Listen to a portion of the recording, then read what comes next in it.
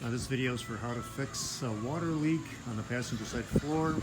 I forgot to mention in the other shots that you have to remove this leaf screen.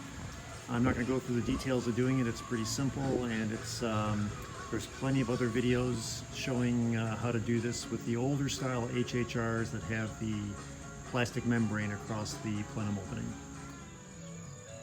Okay, this video is for people who have a 2009, maybe 2008 Chevy HHR that has wet floors on the passenger side.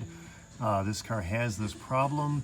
I thought at first it might be similar, or the issue with the that membrane with the caulk around the perimeter that fails on the older or earlier HHRs, but this one, the newer ones, have this different stamping on the plenum with a water baffle that prevents the water from dripping directly into the HVAC inlet.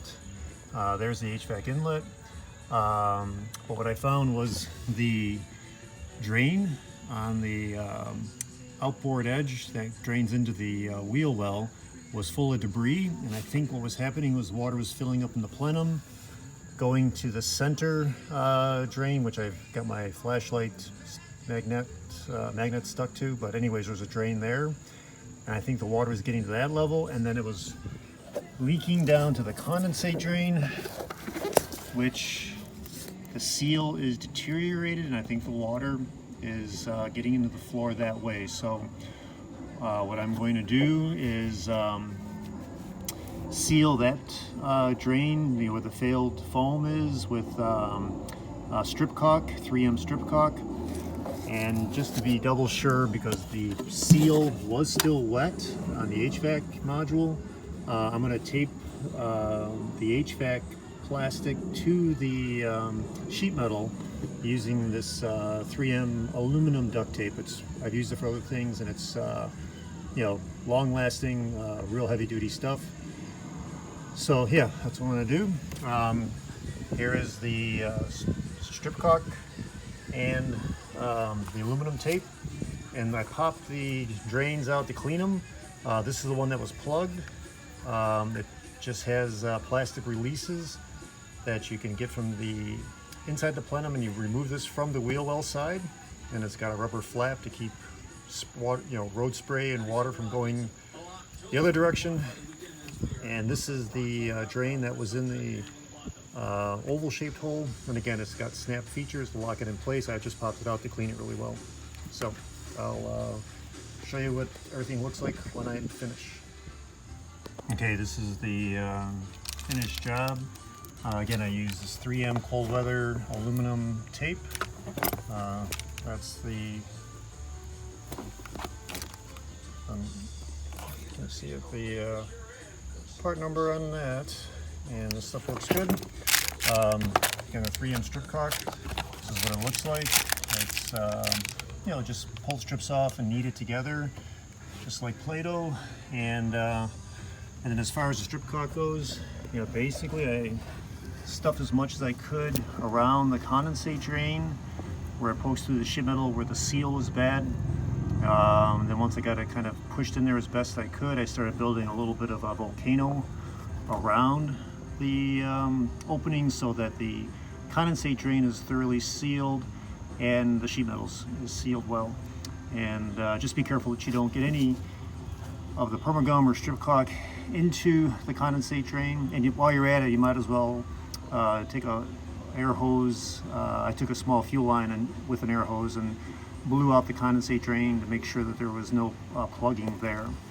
And I forgot to mention earlier, you have to remove this this insulation, this acoustic barrier.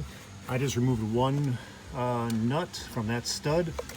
The barrier then you can pull away from the sheet metal, and you can get a clearer view of the condensate drain. And again, I have a flashlight in there to help illuminate everything.